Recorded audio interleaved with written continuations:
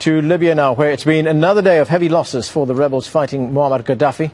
In the east, we're getting reports that government forces have recaptured the town of AJE. This as warplanes and tanks continue to pound the oil port of Brega.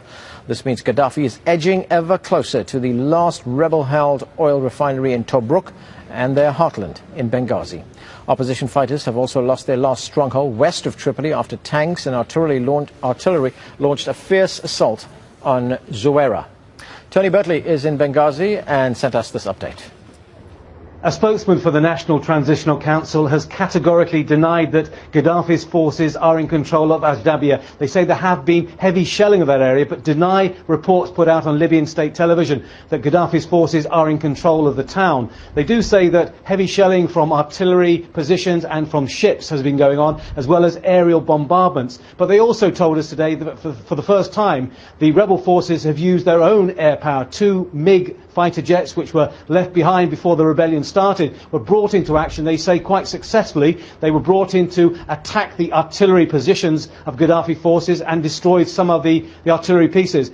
No independent corroboration about that. It's very difficult to get a clear handle on what exactly is going on. We do know, though, everyone accepts there's still fighting going on at Brega. That's about 90 kilometres further west from AJE, and both the forces seem to be toing and froing over that area. But at the moment, there's no clear outcome. It's difficult at the moment to work out a strategy of what Gaddafi's forces are doing. Our military advisors stressed that there's no possible way that Gaddafi's forces could stretch all the way from Brega past AJE towards Benghazi, the stronghold of the rebels, and hold that with any degree of security, because their forces would be very vulnerable to attack. There's been a big boost, though, for the rebels with the appointment of a new military chief. He's the former Interior Minister, Abdul Fattah Yunus. He was once a friend of Gaddafi, a trusted colleague, and now he's with the rebellion. He's brought with him something like 8,000 men, 3,000 of them special forces.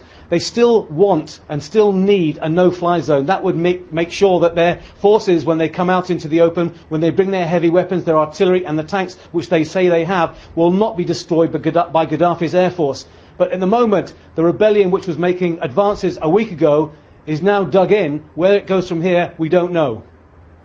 So, is there any hope for Libya's rebels of regaining the lead from Gaddafi? Here to discuss this is military analyst Riyad Kawaji.